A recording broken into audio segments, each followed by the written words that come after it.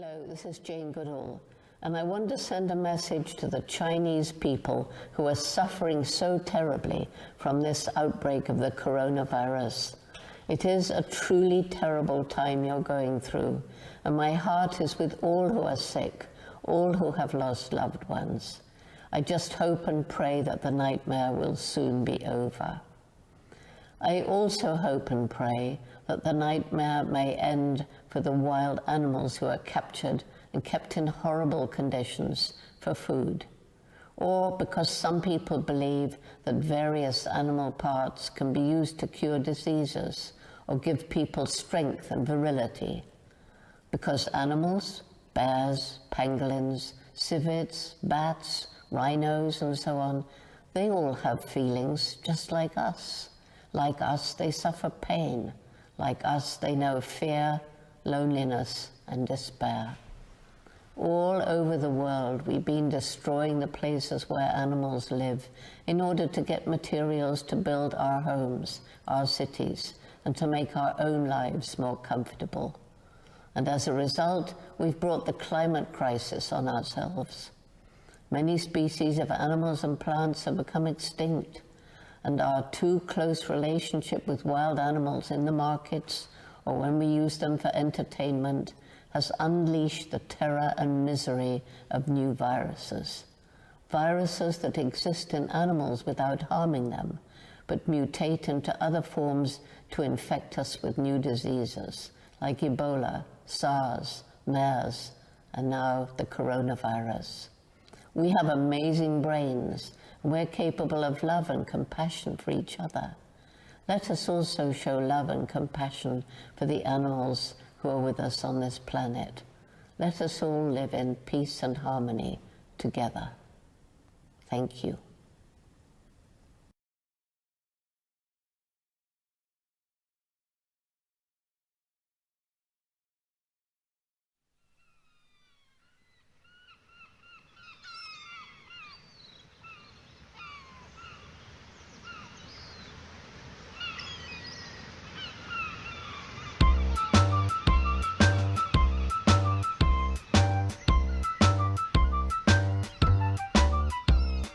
Pongo was a pirate who sailed the Spanish Main.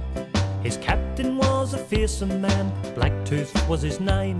They sailed aboard the Last Chance, a galleon tall and strong, and stole the gold and silver from the ships that came along. Now Pongo loved the pirate life, sailing on the sea, but Pongo made the captain itch and gave the pirates fleas. 'Cause Pongo never had a wash and never changed his clothes. So standing next to Pongo was really on the nose. His name was Pongo, he sailed the Spanish Main. The other pirates held their nose when they heard his name. He's Pongo the pirate, phew, what a smell. Don't stand too close to Pongo or you might smell as well.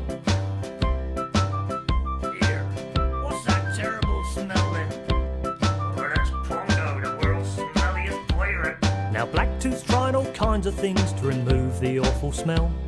Old Pongo had to go and sleep down where the rats did dwell. But the rats, they couldn't stand the stink, morning, noon and night. They abandoned ship and swam away to find a better life.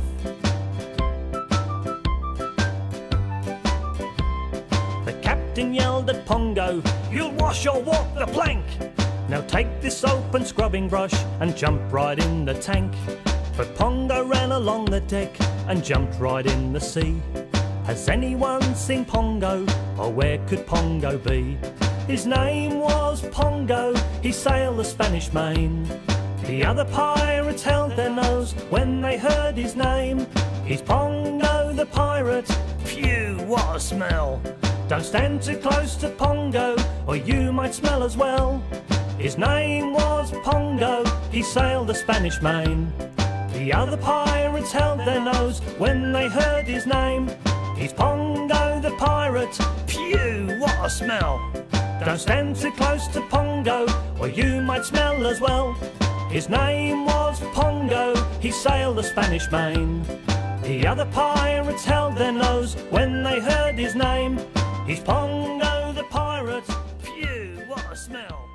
Don't stand so close to Pongo, or you might smell as well.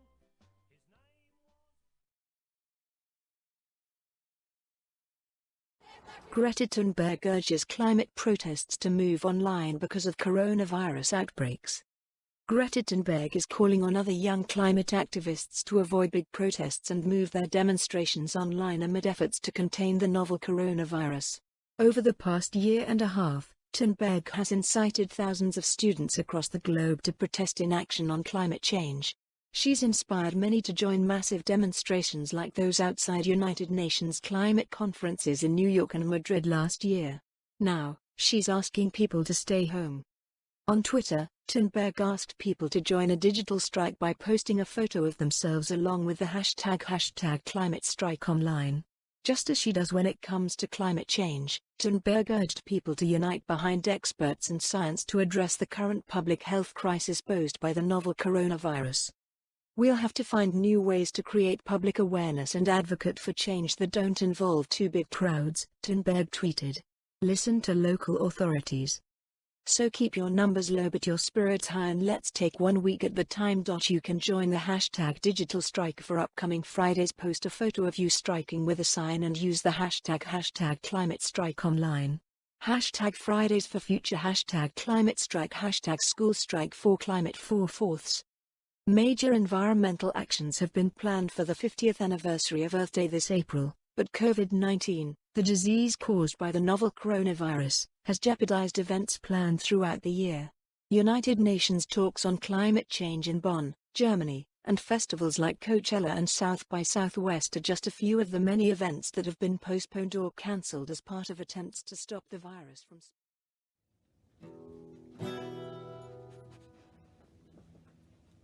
Hey, Bernie.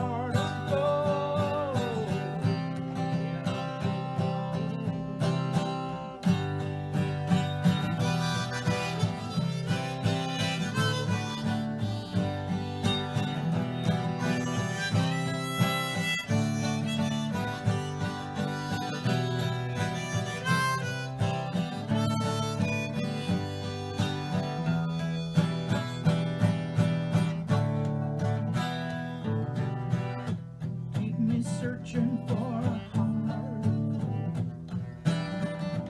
Keep me searching, I know.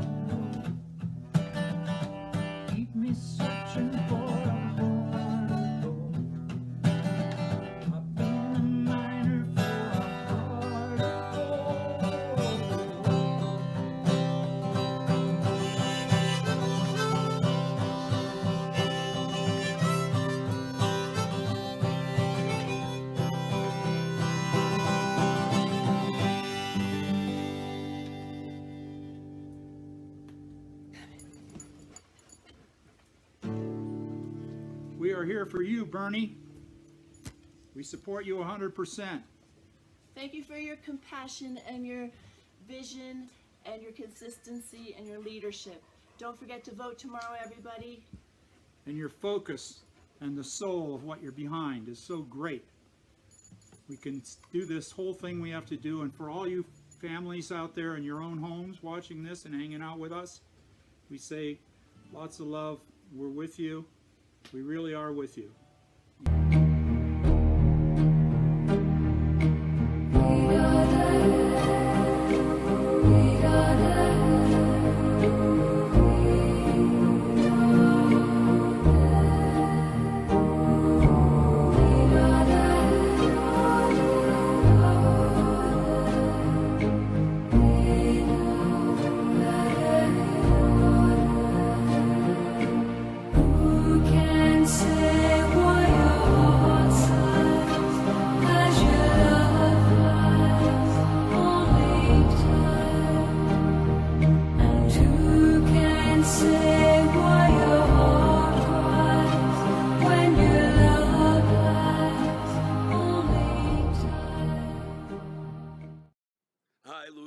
Here, and I'm at the Four Winds Casino Event Center, and what I like about it, for those of you who are bitching and moaning, and how come you didn't do this, and all I have to say is that I think that at times it's better for me to read something that actually is happening to people, and not something that I have to fucking make up on my own and then put into a joke.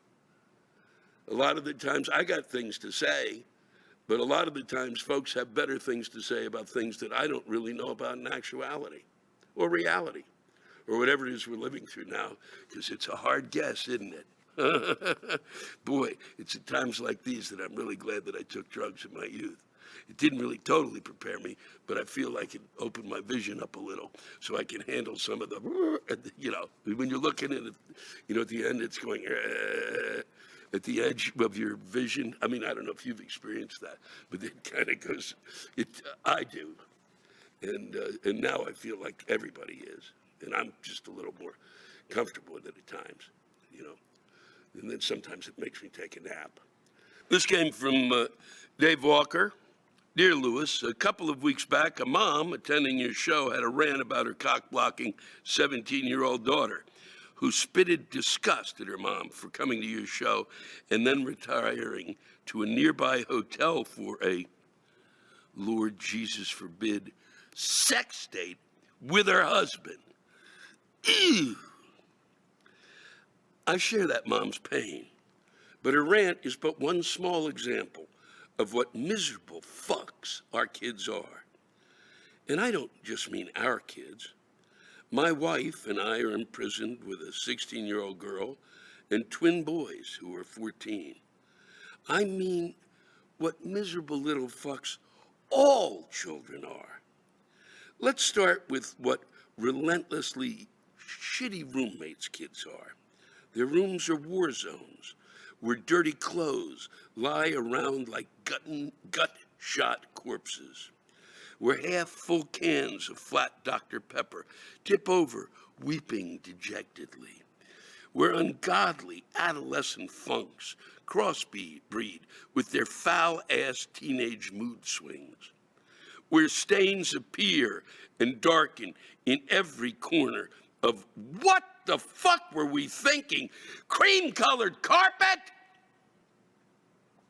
Sure, you can close your door. Sure, you can close their door, but then they come out. They come out and squat in your kitchen and gorge on your food and piss all over your bathroom floors like they put Mentos in a Coke.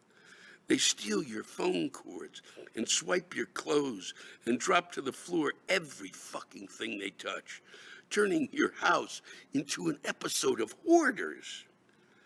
Spare me the self-righteous adolescent save the earth lecturing. I'll settle with save our fucking living room. Yeah, and speaking of save the earth for our generation, you ungrateful little pricks, dispense with My mom and dad are real green blind assholes for driving an SUV. Would that be the same SUV that Ubers 40 of your besties to Starbucks on a daily expedition to collect future cup holder experiments in chai latte decomposition? That same mobile lab that conducts backseat studies on the half-life of McDonald's fries, or the separation rate of organic plastics in a shamrock shake, or the asexual reproduction process of straw wrappers, the white paper worms that live and grow and multiply at the lip of this boiling geyser of trash? That SUV! Oh, you didn't hear me. How could you? The great and powerful YouTube is speaking. Shh, Mom and Dad, your voice is but a pale whisper beneath the mighty winds of James Charles, Mr. Beast, and Little Yachty. I don't even know who Little Yachty is. I am so disconnected from some parts of this world. Is it Yachty or is it Yachty? It's probably Yachty. It's spelled Yachty. Who would call themselves Little Yachty? He's probably somebody saying things that I should know about. And lastly, fuck kids and their black hole of money. Yeah, I said it. And I'm not talking about the great sucking sound of grocery bills and mortgages and tuitions and braces and all the rest of the shit we sign up for with every successful squirt and wiggle. I'm talking about the millions of must-have incidentals like Birchbox subscriptions and Fortnite skins and Yeezys and AirPods and Yeti cups and every other bullshit indulgence that the lemmings are running off the cliff to get. The bullshit that every other parent feels biblically obliged to provide their little additions to the gaping maw of consumerism.